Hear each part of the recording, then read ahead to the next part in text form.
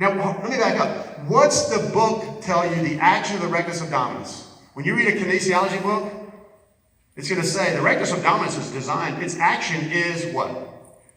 What's its action? Flexion of the spine. Do we ever flex the spine like that? To turn this muscle on? Even getting up out of bed, you don't. Because you roll out of bed. You don't flex, you don't do a crunch to get out of bed, you roll. The real purpose of the rectus abdominis, if you think about how it looks, you got these red little muscles, and then in between them you have fascia. And what they're designed to do, as soon as I begin pushing on something, that pushing on something is actually pushing me backwards. So as soon as I start pushing, I start doing this. The rectus abdominis senses what? Extension. So that's neuromuscular. So as soon as it starts sensing extension, it turns on, oh, I got to tighten up to keep me from going back in extension. That's the real purpose. And that's the way our body is designed. We don't do this is there anything that we do this on? No. We're feed and fight. This is feed, this is fight. Feed, fight. So we do these diagonal patterns. And the bicep is part of that process. Push, pull, feed, and fight. These are spiral and diagonal things. This is more function. And in the hips, you had this lumbopelvic. Oh, there we go. And does this. Look at that. That's freaking perfect. So again, another dumb move on my part. I say, honey, look at her. That's what you're supposed to do. Look at knees don't go forward. They stay back. She's on her feet. She is slamming that thing. That's some good stuff right there. That's using her hips. Now the rest of the wife story. She happened to go very fundamental. Look at my little guy. That's my little guy right there. Yeah, he's awesome. Look at him. He's deadlifting. That is a great deadlift. But look at what he does. What does he do first? He squats down. This is natural. I just happened to be catching it, and then he got pissed off because I made him do it 5 times and get on video. So he's down there investigating, because this is what we do as humans. You get down, and then he literally realizes, shit, this is heavy. And he realizes he cannot squat out of the position. And look at it. He gets down, he brings his ball in, he pulls it in tight, and then everything turns on. And the definition of a deadlift is vertical tibia. Get your tibia vertical and look at him. You know, did I have to tell him to get his tibia vertical? No, I did not say, Sam, get your tibia vertical. Let's turn on your glutes. Let's hip hinge. Check her out. She is a Division I track athlete. That girl right there. That's solid. Up on one knee. That's subconscious. Look at this side.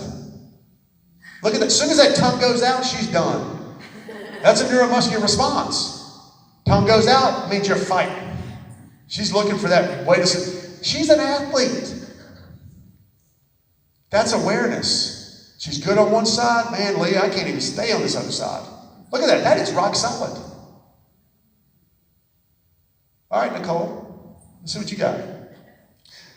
Now, the Airix pad is simply to take some stress off the knee. You know, we put a little towel under her. And what you want to do is you don't want to have it right in front of the other. So about 4 to 5 inches. One thing you can do, and if we're going to do this as a test, you can take a board and slide it between the knee and the foot. And that gives you a good basic support. So we can take Nicole right here, just have it up, and I want to get her in a good position. So she's pretty solid. Now let's do the other side. Same thing, and you want to point the toe in the back because you don't want to use the toe at all. That's not harder. Stacked up. That's what I'm testing. That's the position she's in. Because when you're stacked up, you can't use your hip flexor as much. Switch. Let's try it the other side. See what we look like now and get a right position.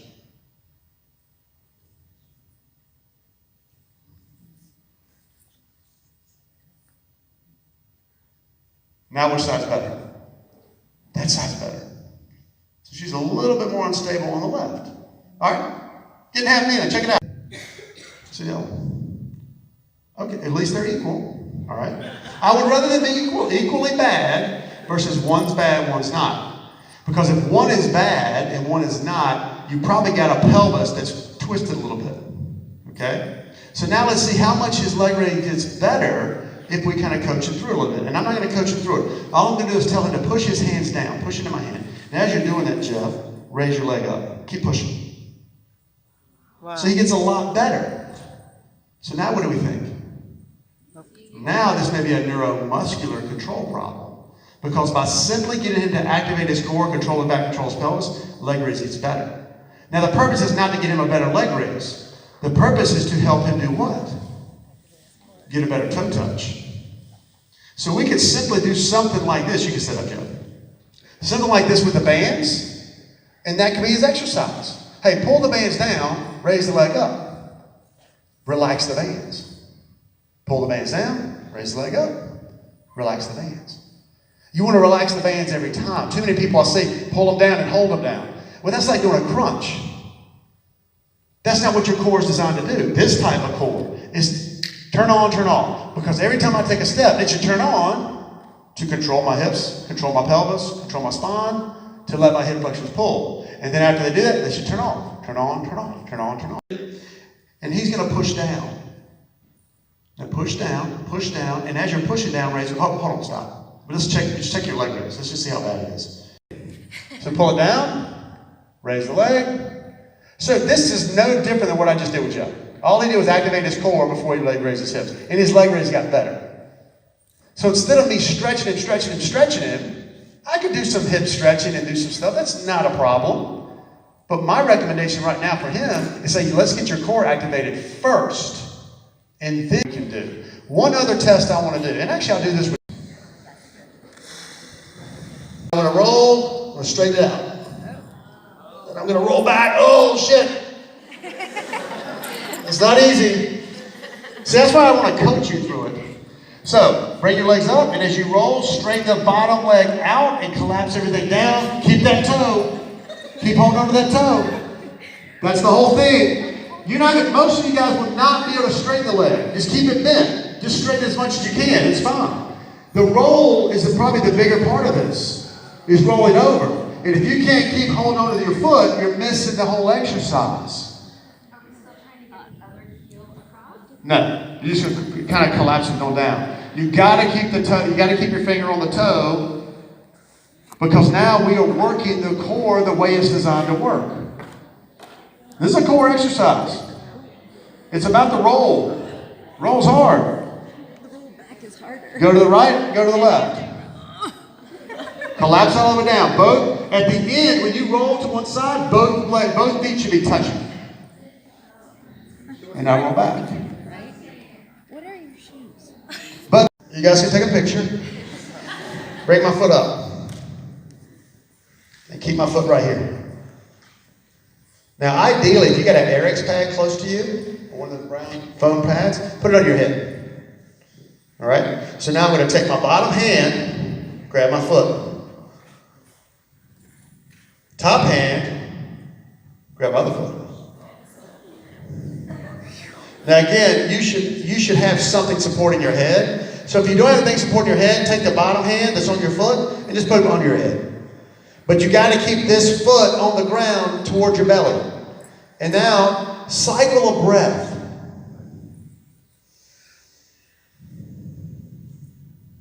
Just relax. And when you breathe in, I want you to exhale and rotate. And when you get to a sticking point, cycle another breath. And rotate around. Yeah. Sound like Darth Vader. This hand is on this foot. That hand is And cycle 3 or 4 breaths. Come back to the start. is on this foot. Now we're going to make it a little harder. Grab this toe, straighten that leg out. Straighten which leg out? That one. Okay. And then rotate. Wow. Oh, yeah. As soon as you get tension in the body, breathe. Do the other side. The other side to me is hard. This is hard. This is a good thing. It's good. And try to get your foot on the ground, or as far as you can. So this is an easier option. Now, the other easy option is to start at the top. So I can start on my side. So I start here, stacked up with my shoulders, and then reverse it.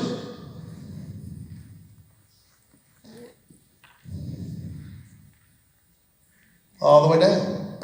So you can start on your side and work yourself out. Either way can work. All right? Walk your hands around. And you get to a point where you feel pretty tight, what do?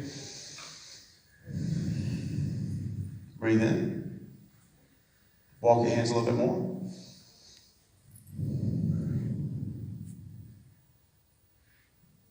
Now you really want to get that hip, go down to your elbows.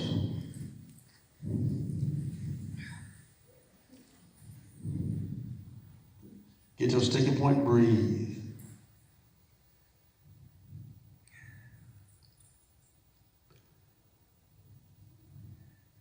And come back up. All right. Take the hand that's towards your knee, flip it over. Tuck it under your opposite hand. Cycle of breath. If you go to my website, this exercise is on there. It's free. You can watch it. This is more stability.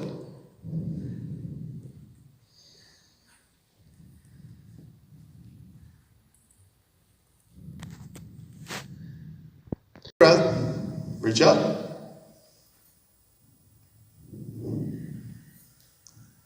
Inhale during extension. Exhale. Inhale. Touch. So who did not have a toe touch that now have a toe touch? Nobody. Thank you. One person. How many people had a toe over to the wall? And we don't have to do this here. I'm just telling you kind of the next step. And I'm going to take 1 foot out away from the wall. And what am I going to do? Say, touch my butt to the wall. And I'm going to come back up. You know what most people, when they start deadlifting, they do that's horrible? They do this. Or no, they do this. That's a horrible neck position. Head should be here. You're doing this, right? And it's not a locked knee. Especially in this population, with a lot of people who are really, really flexible, you can basically put your palms on the floor with locked knees. Deadlifting is great if you do it right. Because you've got the right, plenty of flexibility, but you're using that flexibility instead of giving a little bit of knee flexion and sitting back. And then give them a heavy load. Okay? The people that do deadlifting with a peak kettlebell all the way to the ground, screwing their backs up. That's not a deadlift. A deadlift is designed to get the hamstring. 70% of this move comes from your hamstring. And doing this is not the hamstring. That's just momentum. Okay? So you've got to sit back, sit back, sit back, sit back. Give yourself a pretty heavy weight, even if you don't go to the ground. Really, you should not go to the ground with the weight. The weight should be just below your knee. You watch guys lift heavy, where's the weight? Mid-shin. Because most people are not using good mechanics when they get that low to the ground. So put it up a little higher. So once you get pretty good, you watch a couple reps, they got their butt against the wall, they're looking good, walk over there and put a weight right about knee height, heavy. 20 kilos. Most everybody in this room can handle 24 kilos, easy, because you're not lifting it with your upper body. You got a shoulder problem? One of the best things for the shoulder is deadlifting, because it forces you to do this. One little piece of information, then I'll see if you guys have any questions. One little thing that I think is very important. And I'll go through the last couple little things, and then I'll tell you one little thing that I think is very important. Give you some little insight. So here's some ankle mobility stuff. And again, on our website, functionalmovement.com, all these videos you see if you go to our website, you go to the exercise library, you can watch these videos. Breathing, didn't mention it. We did these, did those. We did a version of these, so it's fine, half kneeling. We didn't do this one. Oh, this was awesome. Here's a great part right here. She hates this video because she's really in shape, but she's not pregnant. That's just the way the shirt is. Because I would not do that on somebody's pregnant. That's why I always say that. Here's the way we create better motor control activation, core activation, any stability muscle. Most common stability muscles that people know about, rotator cuff. Everybody in this room knows what the rotator cuff is, right? What is the rotator cuff designed to do? Stabilize the shoulder. How do most people train the rotator cuff? That is horrible. Don't do this. If you're in physical therapy and the person's got some shoulder, this is good for getting some blood flow, but it does not train the rotator cuff. It's no different than taking your training the rectus abdominis by doing crunches. It kills me watching a baseball player that does this, then he goes throws. And then he comes in complaining about his shoulder pain. It's like, yeah, no shit. You tired out your rotator cuff and then you went through. Stability muscles get worked by two ways. Because the rotator cuff is designed to create better joint positioning. Put the head of the humerus inside this big fossa, and it wants to create positioning. So if I want to activate the rotator cuff, I can do one of two things. I can compress it, which means the head of the humerus is going to go in here. Bones don't like that. So the rotator cuff is going to create better positioning. So I can distract it, or I can compress it. Compress it or distract. Distracting it is pulling it out. What's the rotator cuff going to do? Turn on. Create better position. Push it in, it's going to turn on. Give me two exercises. If you want to train the rotator cuff, what would they be? What? A pull-up. Why is a pull-up a great exercise? Because what's the pull-up doing? It's creating distraction. What's another one? Give me one that's compression.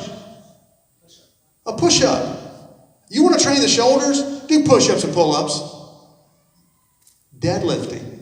Because deadlifting is doing what to the shoulder? It's distraction. You want to train your older population's shoulders? You don't have to do overhead presses. You can give them a heavy object and say, carry it. And when they pick it up to carry it, make them deadlift it. Deadlift it. Now carry it. Now deadlift it. Walk back, do it again. It's a great exercise for the shoulders. They're working their hips, working their upper body. This is compression.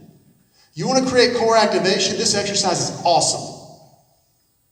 I know how it looks. I had to shoot a video. Gray and I shot a video years ago. And it's actually it's a pretty cool little DVD we did. I did DVDs. I drew the short straw. I had to do this while Gray talked about it. But it's compression. How do babies really activate their core? You know how they really get their core activated good and get their spine stable? They sit. Watch a baby sit and play. They're sitting up nice and tall. They're doing all kinds of stuff. They're up nice and tall. That's compressing the spine. The core doesn't want the spine to do this. It's compression. We first learned to compress the spine from the ground up. Now, how do we compress the spine? We put heavy shit on our back. That's creating core activation, no question. That's not the normal way. That is. So when she pushes back into that ball, it creates better core activation. This is a great core activity because what is she going to, she, really mobile, when she leans into that ball, what's her back going to have a tendency to do? Hyperextend.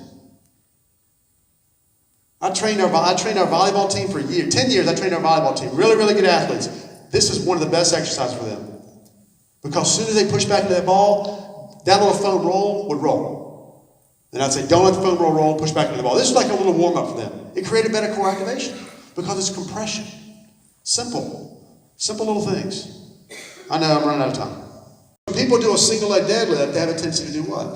Open up. Because your brain is trying to put your body over your center of gravity, over your base of support. That's why we do this. Okay, that's why your brain does that. But that's not helping anybody. And having you deadlift on the same side, not a good exercise. You can do it, whatever. It's like you can do crunches if you want. But this is a much better way. Opposite arm.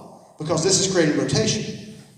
So take the band and put it around the knee. My knee kicks out, helps me level the pelvis. And then you can pick the weight up. So the band simply helps you level your pelvis without me telling you to do it. So this is just a great little way to do that. And this just puts it around the upper body. So I put it around the upper body, it creates the same force, which forces me to level my pelvis. And then, of course, you lift. But again, that's really the distance you should be lifting from. Kyle's really good. He can go from the ground. Most people can't. And don't try to make them. Go from about right there. Use your hips, sit back, bring it up. But give them some weight. Make them work. Because if you're doing this and doing it right and you coached everybody up, you're forcing them to use posterior chain, not the upper body. And if the weight's too little, they're using your upper body. We got a free class, free course online.